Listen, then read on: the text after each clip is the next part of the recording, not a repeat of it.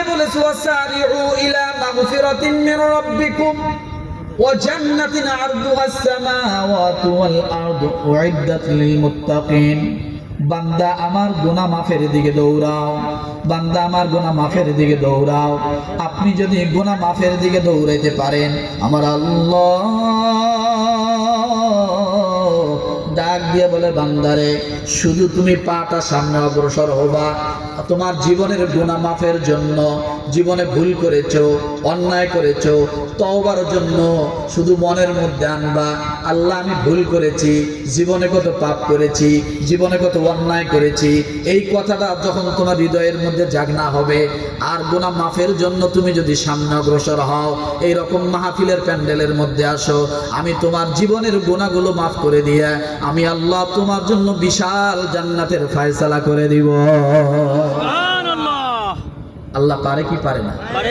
পারে কি পারে না? আমার জীবন, আমার মরণ, আমার জিন্দেগি, ইয়া ইলাহি,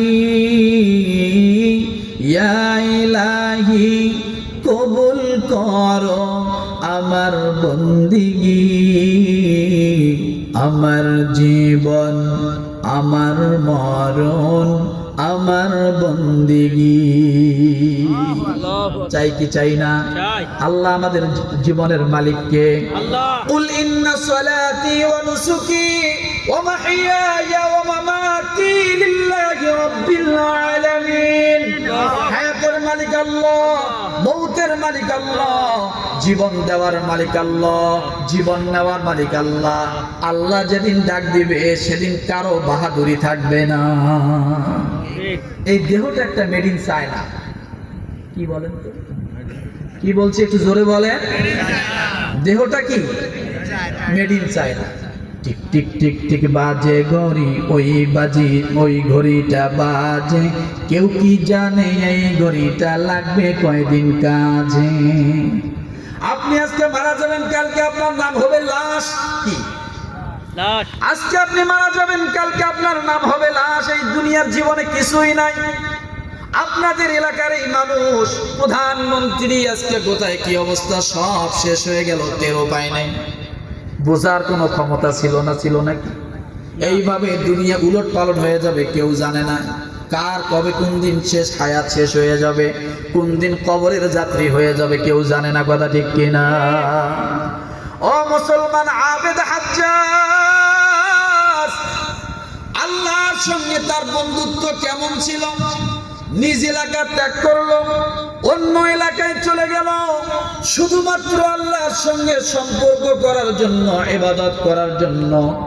নিজের এলাকায় ইবাদত করার কারণে মানুষের মুখে মুখে রটে গেছে, মানুষের কানে কানে ছড়ায় গেছে।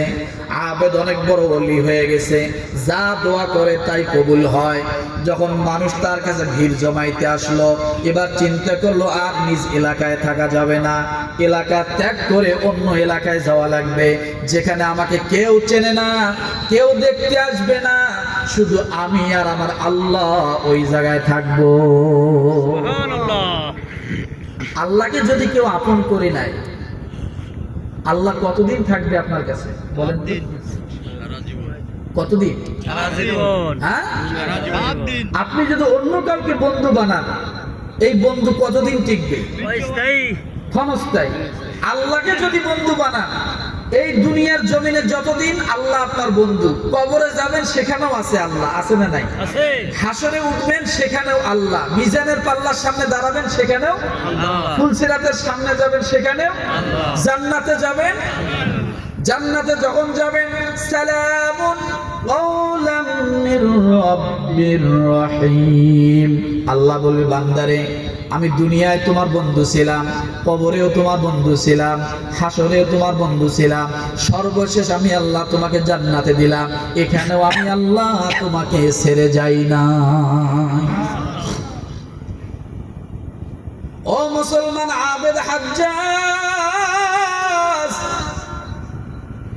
একটা পাহাড়ের চূড়ায় উঠে গেল, গাছের ডালপালা দিয়া সুন্দর করে একটা ঘর নির্মাণ করলো, ছোট ঘরে গাছের ডালপালা দিয়া, পাতা দিয়া, ঘরের গাড়া দিয়া আল্লাহর বান্দা আব্দুর রহমান নামের ইমাম সাহেবের মহল্লায় সাইডে পাহাড়ের কিনারে ওই জায়গায় কুঠুরি বেঁধে বেঁধে ওই জায়গায় সে আল্লাহর ইবাদত করে, তাসবিহ পড়ে, কোরআন তেলাওয়াত করে, জিকির আজকার করে, আর জঙ্গলের থেকে গাছগাছালির থেকে হালকা কিছু ফল খায়।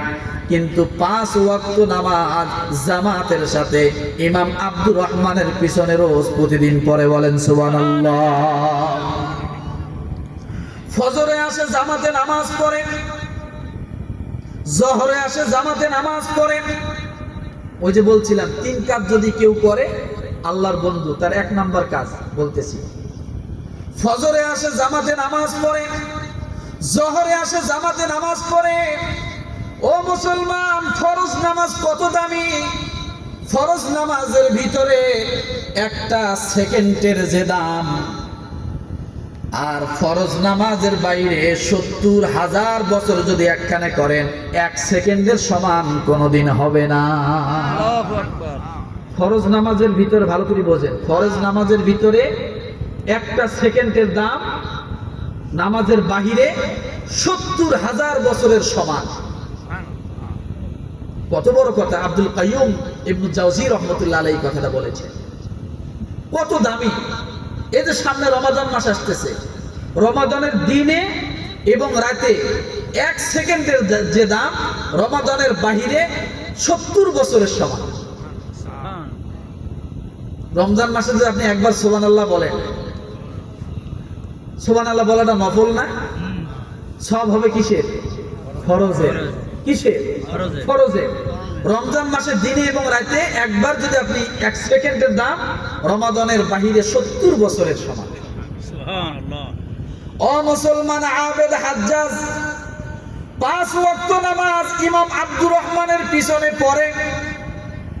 ইমাম আব্দুর রহমান হঠাৎ করে দেখে এমন একজন মানুষ নতুন এলাকার মধ্যে আসছে, এই মানুষ কই আগে কখনো দেখি নাই। আপনাদের এই মহল্লায় যদি একজন মানুষ নতুন আসে 5 ওয়াক্ত নামাজ পড়ে, আপনারা যারা মসজিদে যান কানাঘুষা করবেন লোকটা কার বাড়িতে আসছে। কথা ঠিক কিনা? লোকটা কোথা থেকে আসছে, বাড়ি কোথায়, এরকম জিজ্ঞাসা করবেন কিনা? ইমাম আব্দুর রহমান আশ্চর্য হয়ে গেল। এই লোকটার কাপড়, ভালো কাপড় চোপড় নাই, জীর্ণ শীর্ণ চেহারা, উস্কো খুস্কো চুল, কালো চেহারা, চোখগুলো বড় বড়। কিন্তু আল্লাহর বান্দা যখন আজান হয়, আজানের আগে আগে মসজিদে এসে মসজিদের একটা কর্নারে বসে বসে নামাজ পড়ে, কোরআন তেলাওয়াত করে, এরপরে শুধু চোখের পানি টপ টপ করে ছেড়ে দেয় আর দোয়া করে, আল্লাহকে ডাক দিয়ে বলে, আল্লাহ তোমার কালাম পড়তেছি, আল্লাহ তোমার কালামের বরকতে আজকে আমার জীবনের গুনাহগুলো মাফ করে দাও। কিন্তু ইমাম আব্দুর রহমান কিছু বলে না। পাগল পাগল দেখা যায়, কি বলি আবার কি বলে ফেলে। হঠাৎ আবেদ হাজ্জাজ ইমাম সাহেবের সামনে একদিন চলে গেল, যে বলে হুজুর, কাচু কুচু হয়ে দিলটা নরম করে মোহাব্বতের সাথে সালাম দিয়ে বলে, হুজুর আমি আপনার কাছে একটা জিনিস চাইবো, আমাকে কি দিবেন? ইমাম আব্দুর রহমান আশ্চর্য হয়ে গেল। এই লোকটা এতদিন কোনো কথা বলে নাই, মসজিদের কর্নারে এসে জামাতে নামাজ পড়ে কোরআন তেলাওয়াত করে আর চলে যায়। আজকে সেই ব্যক্তি আমার সামনে আসছে, একটা জিনিস চায়। ডাক দিয়ে বলে, বাবাজি আপনি বলেন কি চান? আবেদ হাজ্জাজ ডাক দিয়ে বলে, হুজুর আমি এই পাহাড়ের চূড়ায় থাকি হুজুর, আমার বাড়ি অনেক দূর, বাড়িতে আমার একটা কোরআন শরীফ ছিল, আনতে আমি ভুলে গিয়েছি, মনে ভুলে আমি কোরআনটা রেখে এসেছি। আমি ওই যে পাহাড়ের নিকটে থাকি, আমি একটু কোরআন তেলাওয়াত করি, আমি আল্লাহর সঙ্গে কথা বলি। যখন কোরআন তেলাওয়াত করি আমার আল্লাহ মনে হয় আমার পিঠের মধ্যে হাত দিয়া ডাক দিয়ে বলে, আবেদ হাজ্জাজ তুমি কোরআন পড়ো, তোমার কোরআন পড়া দুনিয়ার কেউ না শুনলেও আমি আল্লাহ স্বয়ং তোমার সামনে এসে কোরআন তেলাওয়াত শুনি। আবেদ হাজ্জাজ ডাক দিয়ে বলে, হুজুর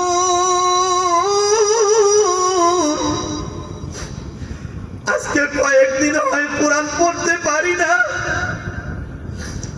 আমি কোরআনটা রেখে আসছি, কোরআন না পড়লে আমার ভালো লাগে না।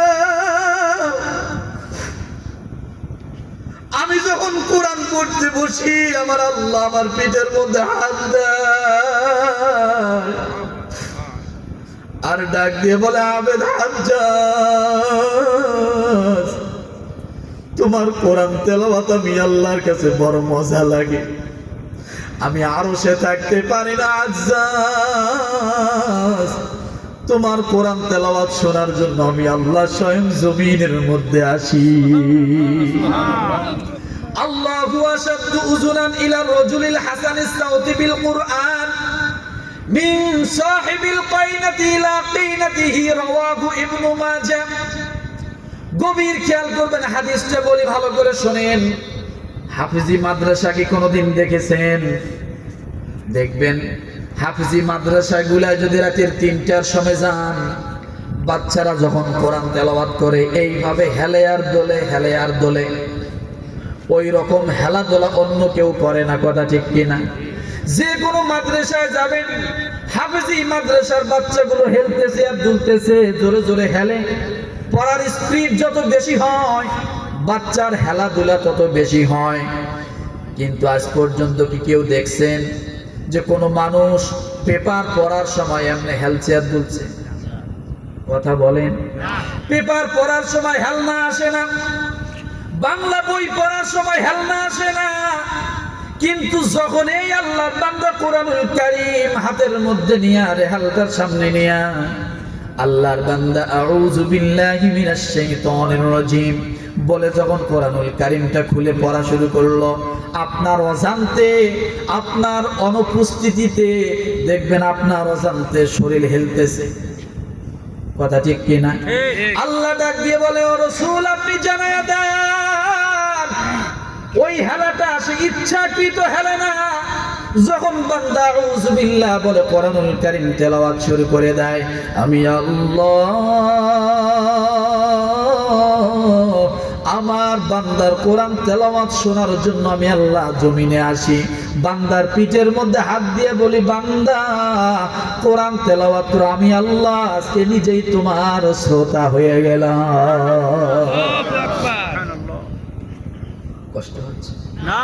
অনেক রাত হয়ে ছেড়ে দিন না, হ্যাঁ আর 10 মিনিট। আবেদ হাজ্জাজ এবার হুজুরের সামনে তাকিয়ে বলে, হুজুর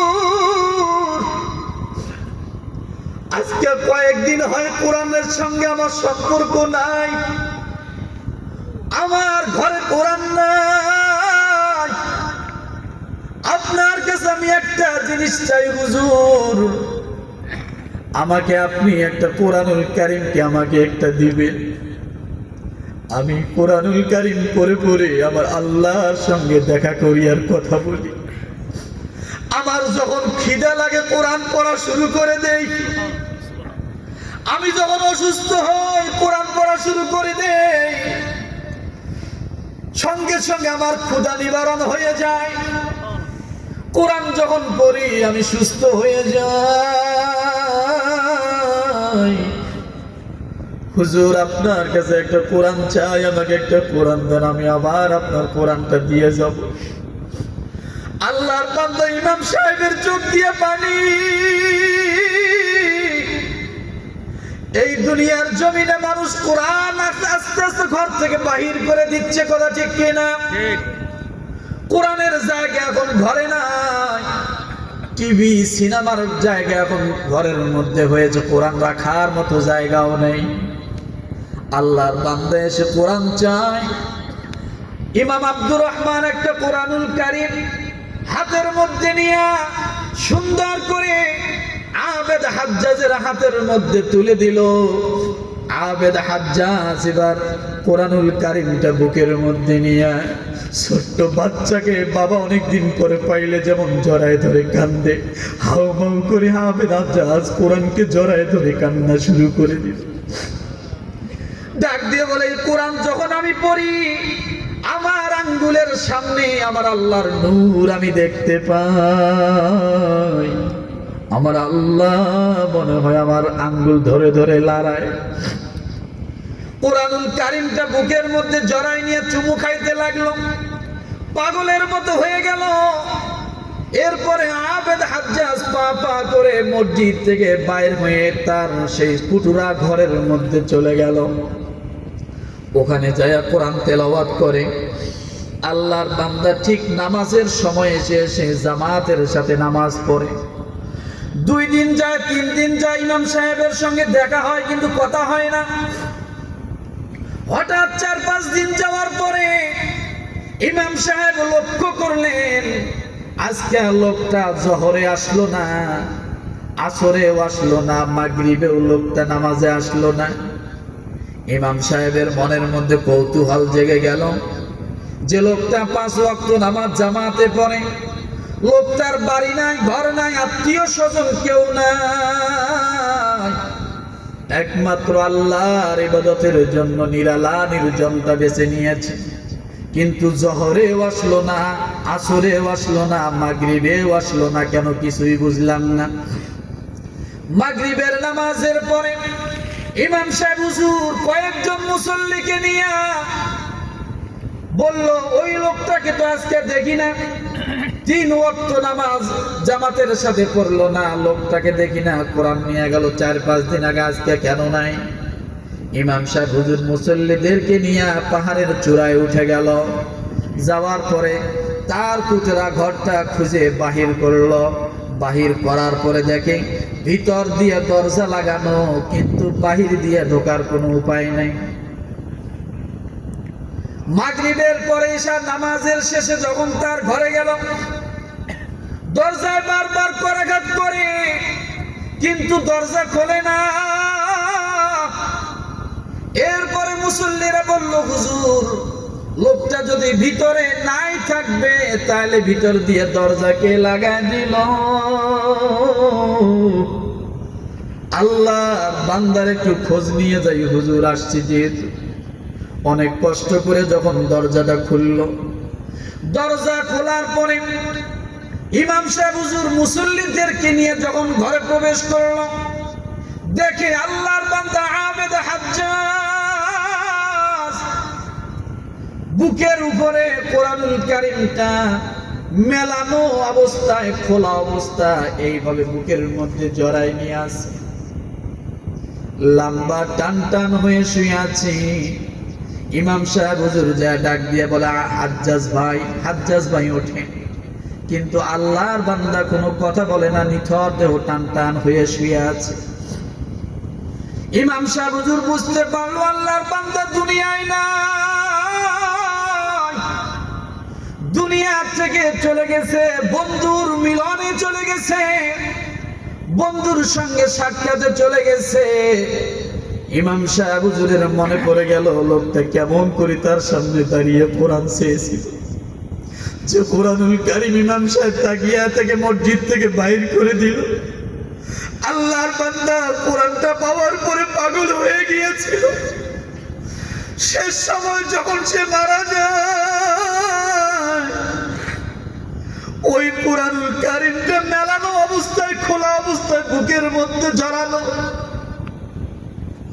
কোরআনুল কারীম জড়ায়া নিয়া বুকের মধ্যে নিয়ে আসে। ইমাম সাহেব হুজুর কোরআনটা যখন ধরে টান দেয়, আবেদ হাজ্জাজ বুকের থেকে কোরআন ছেড়ে দেয় না। সকল মুসল্লিরা কান্না শুরু করে দিল, কিভাবে আল্লাহর বন্ধু হয়? মরণের সময় কোরআন বুকে থাকে, কি মোহাব্বত ছিল, কি ভালোবাসা ছিল। কোরআনটা ধরে যখন টান দেয়, কোরআনটা ছেড়ে দেয় না। আল্লাহর বান্দাকে ইমাম সাহেব ডাক দিয়ে বলে, আবেদ হাজ্জাজ, তুমি তাড়াতাড়ি করে কোরআনটা ছেড়ে দাও, তুমি তো এই জগতে নাই, তুমি আল্লাহর দরবারে চলে গেছো।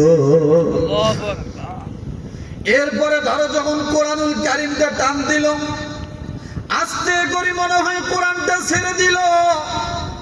আল্লাহর বন্ধু যারা হয় তারা তো মারা যায় না, শুধু স্থান পরিবর্তন করে, কথা ঠিক কিনা?